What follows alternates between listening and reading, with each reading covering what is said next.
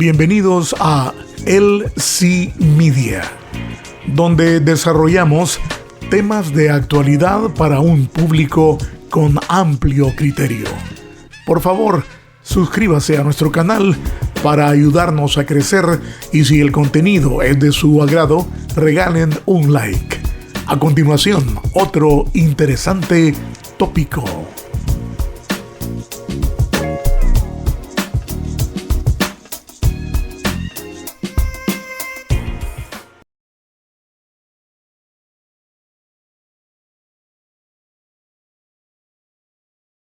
Y yo quería, como vos me dijiste que querías hablar de anécdotas, eh, con la renuncia que hicimos con Marcos, le presentamos con Marcos Alemán en noviembre del 80, después del asesinato de Monseñor Romero, pues, hubo sucesos que cubrimos en directo, en vivo, y dijimos cosas como que la Guardia había disparado contra la manifestación, ¿verdad? En esa ocasión, el 22 de enero de ese año, y la muerte de Monseñor, que no nos dejaron transmitir nada en el sepelio, ¿no? Que fue un suceso también bastante horrible, ¿no? Pero quería comentarte que esa anécdota es alusiva a un muchacho que era un adolescente, que por cierto era muy amigo de Tony Saca, que también era adolescente, ¿no? Tony hacía labores de reportero y de locución en Radio Vanguardia, y Alexis Majano, era otro muchacho también de la misma edad, que llegaba a Radio Sonora, ¿no? Porque era hijo de Rosendo Majano, que entonces corresponsal de la agencia F de España. La cosa es que se había enamorado de una señora que tenía una relojería en el primer piso del edificio Rubén Darío, el cual el terremoto del 86 lo derrumbó. Lo comprimió, digamos, los 5 o 6 pisos se volvieron como uno. Y Eh, fíjate, Alberto, que lamentablemente mi hermana mayor falleció en el terremoto justo ahí en ese edificio. Terrible. Bueno, lo lamento y seguro descansa en paz. Sí, Eh, sí. Digo, en un lugar adecuado está ella, pues, para su paz y para la familia. Eh, pues este muchacho era muy inquieto y como era sobrino del coronel Majano, o sea, los Majano eran hermanos, ¿no? Rosendo y el coronel, y iba saliendo del edificio, se despidió de nosotros. Marco se fue al Mundial 70, un lugar que estaba ahí en la tercera calle, creo, y, él se fue caminando, y en la esquina de la calle Ars, que hoy es una zona peatonal, y en el almacén Europa, pasó un lanchón de esos grandotes, ¿no? Como le decíamos, los carros grandes de la Sí, policía, sí, sí. y lo metieron al carro. Y entonces lo sedaron. Inmediatamente le pusieron y le dijeron cosas, ¿no? Te vamos a matar, dijo tal por cual, y no sé qué, despedite ya.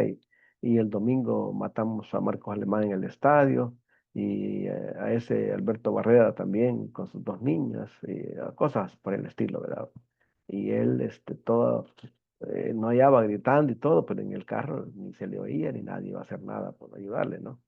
Pero tanta suerte tuve, muchachos, que cuando iban sobre casi enfrente de la iglesia de la Basílica, ahí estaba y está todavía el Ministerio de Educación. Y esa noche sonaron como 20 bombas en la capital, ¿no? El DRP puso bombas en edificios públicos, en lugares de la policía, bueno, es una cosa que esa noche fue muy, muy, la alborada que estaba sucediendo era horrible también, ¿no? Porque hubo gente también herida o lesionada y muchos daños.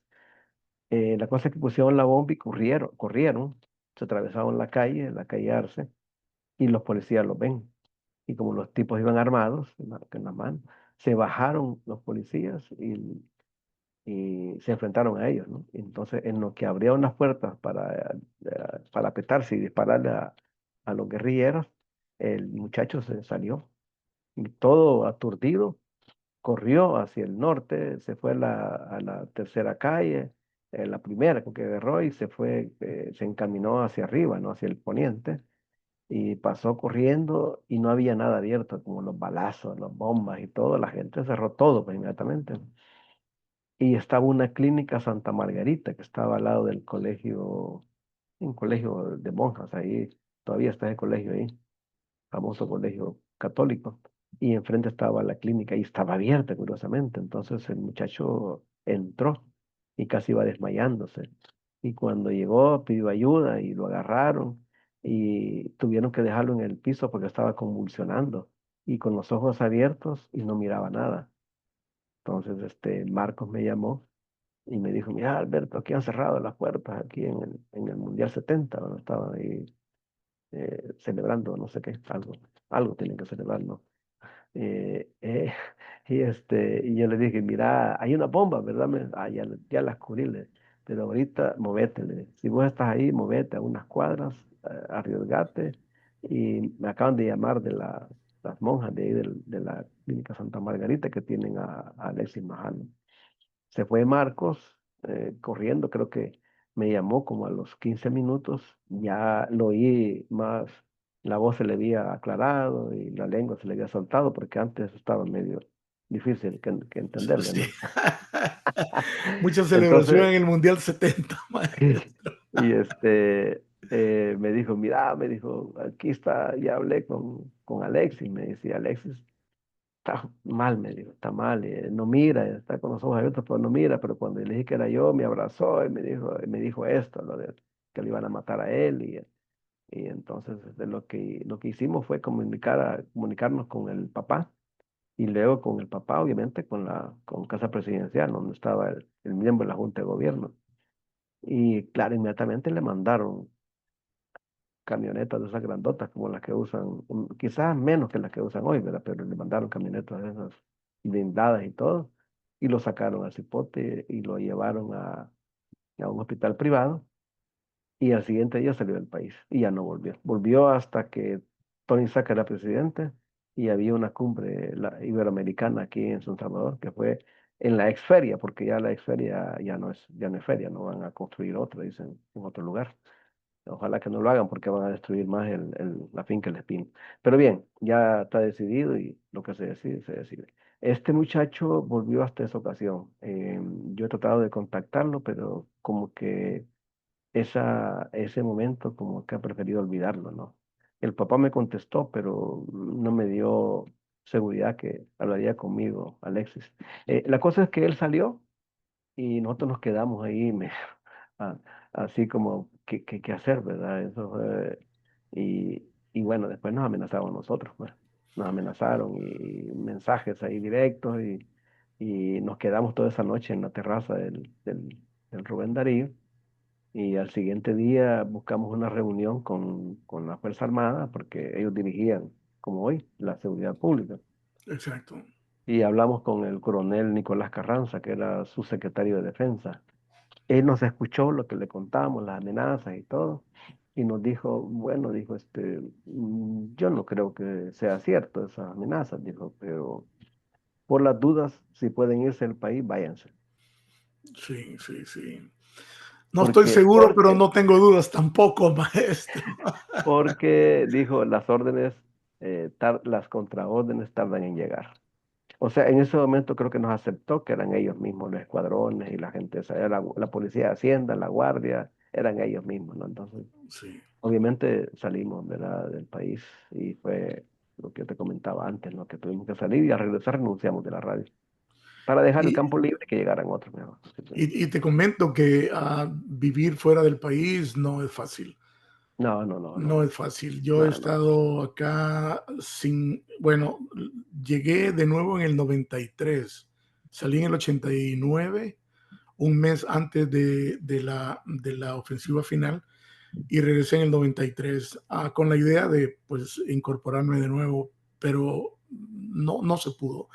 Y entonces, cuando tú vives en un país donde es un idioma distinto, donde la cultura es diferente, donde el clima es diferente, nosotros vivimos allá en un país tropical, 26, 27, 28 grados casi todos los días centígrados. Y aquí en Ontario, donde yo viví 5 años, temperaturas de -30, -35 grados en el invierno, enero y febrero, tremendo, man. Entonces, todo eso día a día te vas desanimando y comienzas a evaluar si realmente regresas, y no importa lo que pase, a estar muriendo todos los días, donde no estás adaptándote como debería de ser, ¿no? Sí. Fíjate que esos días que estuvimos en México, una amiga nos prestó el apartamento, se llama Alma Guillermo Prieto, es famosa periodista, escritora y trabajó con The Guardian de Londres o de Inglaterra, no sé si de Londres, y también con Washington Post y otros medios. Ella nos prestó su apartamento, ¿no? Entonces nos quedamos ahí esos días y buscamos gente, ¿no? Amigos y todo. Y curiosamente nos encontramos en el bosque de Chapultepec, una actividad política ahí de grupos salvadoreños, porque había mucha efervescencia, ¿verdad? Por El Salvador. Y ni dijimos quiénes éramos, y el tipo que estaba ahí ya nos había reconocido que éramos nosotros de la Radio Sonora que nos habían amenazado. Y la cosa es que al final nos invitaron a una reunión y fuimos y había profesores, había gente de la universidad y todo, de letras, de sociología, que estaban reunidos, gente de Usulután que Marcos conocía, y todos contaban que se habían ya ido ya hacía un tiempo y se sentían mal ser refugiados políticos, asilados, ¿verdad? No, no recomendaban, ¿verdad? Aunque lo mejor era salir, dijeron ellos, ¿verdad? Mejor vénganse ustedes, ¿verdad? Y a todos los que vimos, a la gente que nos reunimos, gente de la jornada, gente de radioeducación, gente de varios medios, incluyendo la radio XCW, que estuvimos con ellos ahí también. Lo único que logramos fue que yo fuera corresponsal de Radio Educación de México. Y ahí hay otra anécdota que te voy a contar después, pero es interesante cómo vivir alusivo a lo que vos dijiste, ¿verdad? De vivir en otro país, adaptarse al inicio es complicadísimo. Y salir no por tu gusto, sino porque ni modo, ¿verdad? Pero así hay millones de Sí, salvadoreños fuera. exacto, exacto. Íbamos entonces al periodo de la firma de los acuerdos del término del conflicto armado. Eh, ¿Tú todavía estabas trabajando con los medios de comunicación? Sí, sí, sí, correcto. Yo inicié como colaborador de UPI, una agencia ya desaparecida, United Press International. De ahí fui, digamos, el segundo en la agencia AP y Associated Press, como 2 años y medio. Y con Reuters, la agencia británica de noticias, trabajé casi 25 años, hasta 2009 que renuncié para ser director de medios. eh, del gobierno de entonces y director de Canal 10 un breve periodo, ¿no? Y la Radio Nacional también, con un proyecto de medios públicos que nunca se realizó, con un proyecto que fracasó, pero bueno, ese es otro momento. Yo trabajaba con ellos y viví mucho de eso porque tuve que cubrir primero el 89, ¿verdad? Que fue un año decisivo, creo yo, para lo que iba a pasar. Un año donde hubo matanzas, asesinatos, secuestros todavía, hubo de gente opositora y de gente en el poder, ¿no? Del entonces gobierno de Cristiani, ya cuando había ganado las elecciones Cristiani Duarte dejaba el poder, ¿no? El demócrata cristiano Duarte dejaba el poder y la actividad fue creciendo, creciendo mucho. Ese año 89, hay por ahí una crónica que te voy a mandar para que la leas, que han publicado en un libro recientemente. Eh, fue duro para todos, ¿verdad? Porque al final la guerra llegó a la capital, la gente de la capital no había sentido la guerra tanto como ese año 89. Ese año fue para muchos, y la gente todavía hablaba de eso, cuando la guerra en El Salvador, desde en el 89 nomás, no se dieron Exacto. cuenta que la guerra había Y, y te comenzado y te- y te antes. comento, Alberto, que en el 84, cuando estábamos en YSU, creo que teníamos una agencia que redactaba unos reportajes interpretativos muy, muy buenos. Hubo una reunión de movimientos izquierdistas latinoamericanos, creo que fue en Brasil, y ahí decidieron de que la guerra de guerrillas cambiaba de estrategia de la montaña venirse a la ciudad. Y Ujú, justamente fue eso lo que ocurrió en San ujú. Salvador, porque ya comenzaron a volar, ¿te acuerdas de las cajas telefónicas, de postes del tendido eléctrico? Y ya comenzamos a sentir que la guerra sí realmente era una Sí, guerra, pues. lo que pasa es que el uso de las masas que estaban vinculadas también al movimiento guerrillero o sucedió con el movimiento, la movilización, mejor dicho, el movimiento popular en las calles. Pero eso prácticamente estaba en sus estertores, el 84, 85, porque después ya no, ya lo hacían menos, pues. Siempre existían las comadres, ¿verdad? Exigiendo a sus hijos que aparecieran, ¿verdad? Un movimiento parecido al de las señoras de Plaza de Mayo, las locas de Plaza de Exacto. Mayo, le llamaban en Y se Argentina. activaron los comandos urbanos, entonces, maestro. Ah, es que la guerra llegó a la ciudad, porque ellos siempre dijeron de que sus montañas eran las masas, era la ciudad también, entonces, y nadie creía de que podía haber un movimiento guerrillero, digamos, entre comillas, tan exitoso como en El Salvador, que no hay montañas así profundas, ¿verdad? Sino que es un país Exacto. chiquito, donde muy arrasado de la su naturaleza original y por los cultivos de azúcar, caña de azúcar, café y todo, ¿no? Entonces las montañas no son tan espesas, ¿verdad? Acá la montaña es la gente, ¿verdad? Porque en un territorio chiquitito, aquí vivimos 6.2 millones y hay 2 o 3 millones fuera, ¿no? O sea que ya somos más de 9 millones. O sea que en vez de crecer, en vez de rebajar, crecimos. Estamos creciendo. Y Sí. cuando fuiste parte de los medios de comunicación del gobierno de Funes, ¿ellos plantearon algún proyecto específico que te llamó la atención para decidir ir a trabajar para el gobierno, Alberto? No, no. La idea era digamos, nuestra para tratar de impulsar eso y se nos dio el chance de estar, pero no de decidir. Así que fue complicado porque no había esa creencia o esa convicción de crear un medio público, ¿no? En favor de la gente. Que hoy ya ves que en Estados Unidos les han quitado todo el gobierno de Trump les ha quitado todo el apoyo económico y están en peligro PBS, la radio pública y todos esos medios que hacen cosas buenas están desapareciendo. No sé, ahorita todavía no, ¿verdad? Pero es posible que si sigue así puedan desaparecer. En Exacto. Y fin, fíjate que aquí en Canadá está ocurriendo algo al revés. CDC era como la voz de la ciudadanía, la voz de la comunidad, y desde hace unos 12, 10 años se ha vuelto ya como una rama del gobierno.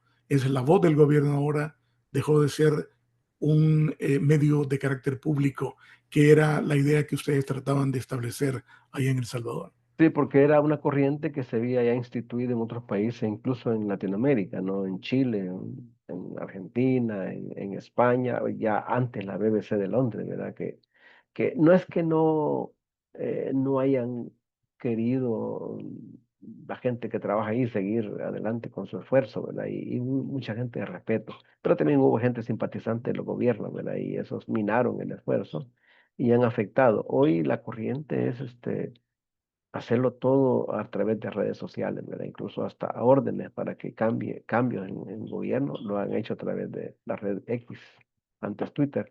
Pero yo quería volver al tema que era, me hablaba vos del acuerdo de paz. Yo te decía que yo cubrí muchos eventos, muchas reuniones en Venezuela, en Costa Rica, en México, y fue interesante cómo se iba desarrollando ese proceso de acercamiento, ¿no? Entre militares y guerrilleros. Y era curioso verlos, ¿no? Que al principio todos alejados y con caras largas, al final eran ya camaradas, ¿no? Todos abrazándose, echando sus tragos y hablando con ánimo, ¿verdad? No, no en Sin el Mundial embargo, 70, maestro.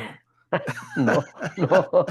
Sin embargo, costó mucho, fue creo que como 2 años y algo para llegar al acuerdo a través del impulso de las Naciones Unidas, que quiso dejar un buen ejemplo de una forma de dialogar y sentarse a dialogar y lograr acuerdos, ¿no?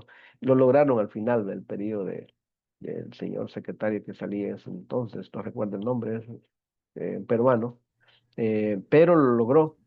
Sin embargo, costó mucho, ¿no? Y no hubo, para mí no hubo un periodo de posguerra porque no se trató a los combatientes de ambos bandos, no se trató su salud mental, se les dejó abandonados, premiaron nomás a los comandantes y a los generales o coroneles, ¿no? Y la demás gente, la tropa quedó igual. La pobreza, la marginación y todos esos factores permitieron que el origen de las pandillas, que ya había pandillas al final del conflicto armado, ya había pandillas, pero eran pandillas, agrupaciones pequeñas, ¿no? Como la Mara Gallo, mexicanos, la Máquina, no sé dónde, pero después se unieron y formaron la Mara Salvatrucha y la Pandilla 18, ¿no? Que esa fue importada, porque eso se originó de mexicanos en Los Ángeles. En fin, los acuerdos fue duro de llegar a firmarlos. Incluso en la firma había oposición todavía, ¿no? Pero Estados Unidos, digamos, tuvo digamos, la credibilidad de lograr, mejor dicho, zafarse era mucho dinero que estaban gastando, ¿verdad? Sí, Y esa sí. cosa no iba bien, ¿verdad? Entonces, no creo que fuera porque los salvadoreños no nos matáramos ya, ¿verdad? Digo, no nos matáramos porque nosotros estamos en medio también, ¿verdad? Claro, claro. Más Se de 100 mataba, mil, ¿no? sí, los enfrentados eran ellos, ¿verdad? Guerrilleros y soldados, pero en medio quedábamos todos los civiles, pues, y los periodistas Exacto. en primera línea algunos, ¿verdad? Que son los camarógrafos, los sonidistas, entonces, fueron los que más tuvieron riesgo. Entonces, la necesidad de llegar al acuerdo la impulsó Estados Unidos por esa convicción de que no había necesidad de gastar tanto dinero, ya había mucho se había dado y además, acordate que el 89, justo cuando estaba aquí la ofensiva, cayó el muro de Berlín, ¿verdad? Y toda la parte esa de la sociedad europea, de que estaban aliados a los socialismos, Checoslovaquia, Yugoslavia, todos esos países desaparecieron, ¿no? La Unión Soviética misma, ¿verdad? Con la pérdida, se fue derrumbando y quedaron países. Lo que es ahora Rusia, y viste que están enfrentados con Ucrania, que antes era parte de la URSS. Entonces, todo ese, Sí, ese proceso se fue cayendo y bueno, ya no era lógico que hubiese un conflicto armado en Centroamérica. Ahorita todavía los hay en África y una parte de Asia, pero ya en América, en toda América no hay movimientos guerrilleros ni nada de eso. Ya pasaron otras etapas y llegaron las pandillas. sí, yo hago un análisis de lo que el conflicto fue para mí. Yo digo que fue algo que solamente benefició a los que vendían las armas, a la gente que estaba involucrada en esto. Sí hay razones por las cuales se llegó a esa instancia, pero al final cuando se damos cuenta de cuántas personas fallecieron durante el conflicto, cuántas personas fueron desplazadas de sus lugares de origen, cuántas personas tuvieron que emigrar del país, prácticamente la cuota que pusimos nosotros, la mayoría de gente común, fue alta, Alberto. Ujú. No, la pregunta que te haces vos, sí, es la que mucha gente te hace. ¿Valió la pena realmente que se derramara tanta sangre, que muriera gente Exacto, tan valiosa? Pero si vos tomas en cuenta todo lo que le antecedió a un conflicto de tal magnitud de sangre derramada, eh, yo creo que no hubo oportunidad otra que arrinconaron al país a una guerra en la que también hubo corrupción, ¿verdad? De parte de los militares que se dejaron corromper por las armas y todo, y de Estados Unidos que no vigiló adecuadamente, ¿verdad? Estados Unidos se llenaba la boca de tratar de que respetaran derechos humanos y nada, pues ellos mataban impunemente gente. Secuestraban y mataban también ellos en la Fuerza Armada, porque eran parte de la Fuerza Armada, la Policía de Hacienda, era la principal, la Guardia Nacional y la Policía Nacional, ¿verdad? Que con el acuerdo fueron disueltas y se crearon nuevos cuerpos, ¿verdad? Una nueva Policía Nacional Civil que hoy está en otro momento también, ¿verdad? Entonces, son como etapas que vienen no solo para El Salvador o Centroamérica, ¿verdad? Acuérdate que eh, en el 79 también ganaron los sandinistas en Nicaragua, ¿verdad? Llegaron al poder a través de derrocar a un gobierno militar. Entonces son como etapas que de dictaduras militares, digamos, para hacerlo más reciente, pasan a guerras, guerra de guerrillas en Centroamérica, ya había habido en Cuba también guerra de guerrillas, en Nicaragua, Guatemala, y con el fin del conflicto armado en la región y los acuerdos de paz en toda Latinoamérica, llegan los movimientos de pandillas, los narcotraficantes. La cultura del narcotráfico es otra cosa también terrible, ¿no? Que nadie ha podido controlar hasta hoy, ¿verdad? Y Estados Unidos hoy amenaza con invadir países donde están ellos, los narcos, como es México, Colombia, no sé dónde más, quizás Perú o algo. Ujú, Pero ujú. pero es complicado también, con solo anunciar un hecho de mandar sus tropas ahí, prevé que puede haber derramamiento de sangre, ¿verdad? Y uno Sí, también se sí. preocupa porque tiene hijos, tiene nietos y la gente va para adelante, pues, con ánimo de seguir viviendo, ¿verdad? Y el futuro se vuelve como gris, gris tenue, ¿verdad? Que uno teme Exacto. porque uno ya está pasando, pues yo te decía hace un rato que uno va Sí, en ya bajada, ¿verdad? 33 para que ofrezcan, maestro. Si quieren, si no Si menos. quieres, si no, pues. Así es que, Ya. no, y luego tú tuviste un tiempo en la YSUCA también, Alberto. Sí, sí, bueno, yo renuncié a mi puesto porque no estuve de acuerdo con la forma en que se manejaba la petición de hacer, bueno, no la petición, sino que la intención de crear medios públicos. Bueno, no estuve de acuerdo y renuncié. No me aceptaron al inicio la renuncia, pero al final sí, ¿verdad? Yo tuve que, en la segunda oportunidad sí renuncié y dejé el cargo porque no es que no me gustara ganar un poco mejor, ¿verdad? Y ni quizás más por ganar, porque la verdad que el dinero no era mucho lo que ganaba como corresponsal de la agencia, ¿verdad? Era la intención de dejar un legado, ¿verdad? Como parte de una estructura para que la gente tuviera más acceso a medios, a decir, buscar la verdad de la mejor posible, no disfrazarla tanto, ¿verdad? No teníamos Exacto. ni idea de lo que iba a pasar con todas estas redes sociales que ahora deambulan por todos lados, por todo el mundo, ¿verdad? Eh, mm, la verdad que no hubo oportunidad mejor y tuve que renunciar. Y en YSUCA me llamaron después de un tiempo que estuve fuera, anduve dando mis giras por ahí, viendo familiares en algún lado, viendo a Paul McCartney en San José, Costa Rica, Nice, estando en nice. Panamá, o sea, cositas así por esa, ¿verdad? Después de un retiro de un par de años, me llamaron y estuve en YSUCA, que fue otro esfuerzo importante, donde encontré gente como Rodrigo Colindres, quien falleció este año en Recientemente, San sí, José, sí, sí. y otra gente valiosa que todavía está ahí. Me alegra saber que el esfuerzo que hicimos por cambiar la radio, por acercar a la gente, porque yo siento que la radio estaba enclaustrada con una audiencia que no es que sea mala, pues la idea era mantener esa audiencia y buscar otra, ¿verdad? No solo las señoras de la comunidad, señor Romero, que son unas señoras encantadoras, ¿verdad? Y alegres con la radio, y las sentían parte de ellos, pues, ¿verdad? Yo no quería quitarles a ellas esa oportunidad, simplemente quería que me dejaran trabajar para también atraer a los jóvenes. Y esa fue la intención, ¿verdad? La radio ha logrado avanzar. Es un noticiero más ágil, quizás más ameno a veces, a rato, ¿verdad? Pero no es que lo que yo quería totalmente. Sin embargo, no hubo chance de terminar la tarea. Sí, Y, sí, sí, sí. A y al final propósito, ¿cómo estuvo el show de Paul McCartney, Alberto? muy bueno, sí, inolvidable. Sí, Escribí una sí. crónica, que no sé si la leíste, porque se la dediqué a un amigo que se llamaba Nelson, no me acuerdo el apellido, era vecino, él era adolescente, yo tenía 10 años, ¿no? Más o menos, él tenía como 16, yo como 11 quizás o 12, y me llevaba, tenía televisión ahí en su casa, ¿no? Yo no tenía televisión, él tenía radiola de los aparatos estéreos de la época, y oía discos, pues, sí, entonces, pero tenía como 10 chuchos chiquitos, ¿verdad?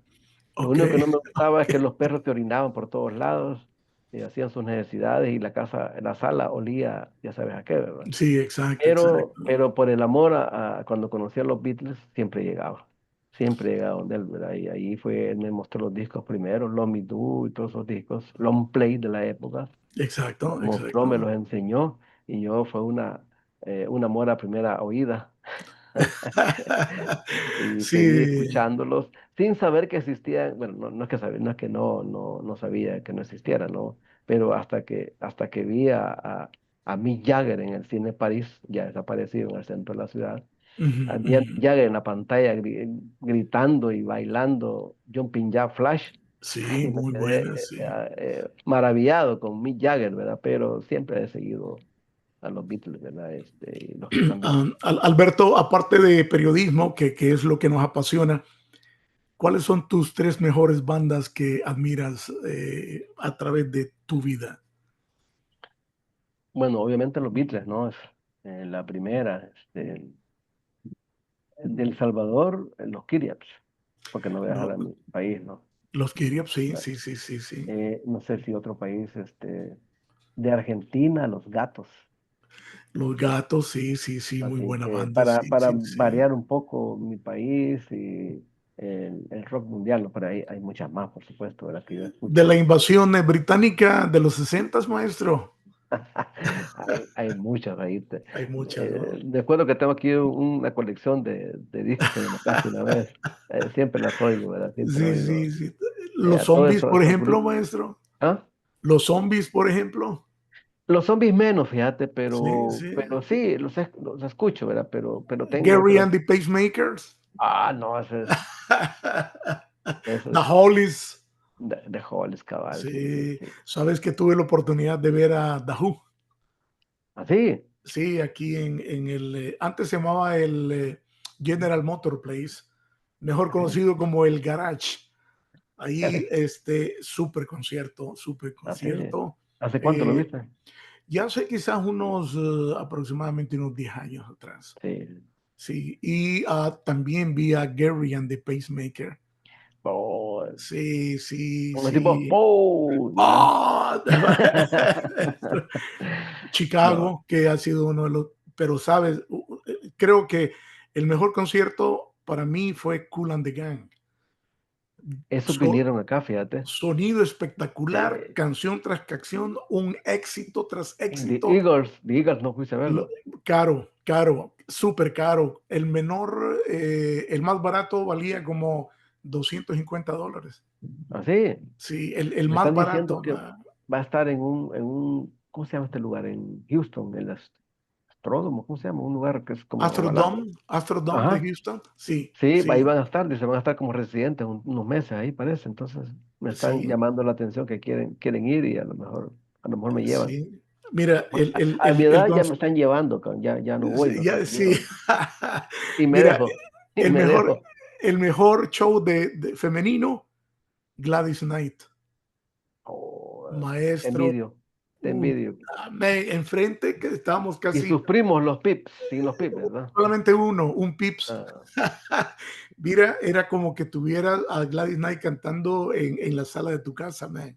qué bien. Qué Increíble, bueno. man. Increíble, man. Envidia de la buena te tengo, dices. Sí, no, digo porque de repente no es para que la gente diga, oh, Leo vio eso. No, no, es como, mira, tuve esa experiencia musical que voló mis sentidos porque nunca creí ver a Gladys Knight en vivo cantando y increíble, man. Realmente ella es una diva de la música, man.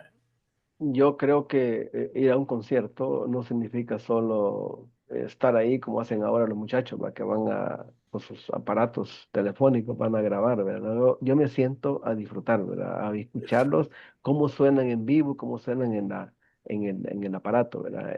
En San José tuve la oportunidad de estar, estaba mi hija y su esposo y un amigo de los tres, ¿va? Amigo de la familia, médico que vive en Canadá ahora, en otro lado donde está vos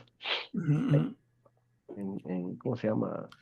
Toronto, Quebec, Ontario, Quebec, Ontario, no, Montreal, sí, Quebec, en Quebec. sí, sí, sí, sí. Cuando tocó Paul McCartney Black Bear, estaba llorando el cabrón, estaba Sí, sí, sí. emocionado, cabrón. Y finalizamos haciendo eh, Sí, sí, sí, sí, sí, la wave, la onda, ah, maestro.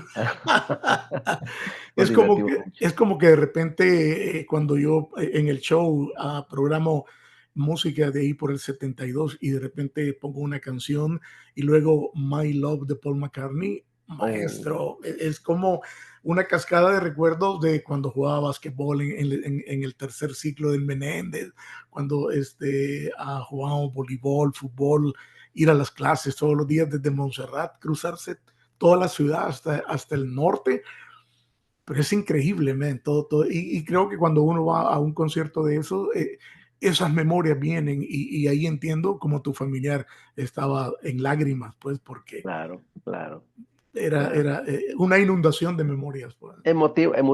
Una motivación, digamos, artística, musical, ¿verdad? Y recuerdos, porque las canciones te evocan recuerdos de familiares que se partieron, de novias que te dejaron, que dejaste, de momentos en la historia de tu vida, ¿no? Por eso, Situaciones familiares también, maestro. por eso en My Life también ahí ves Sí, que de Billy Joel.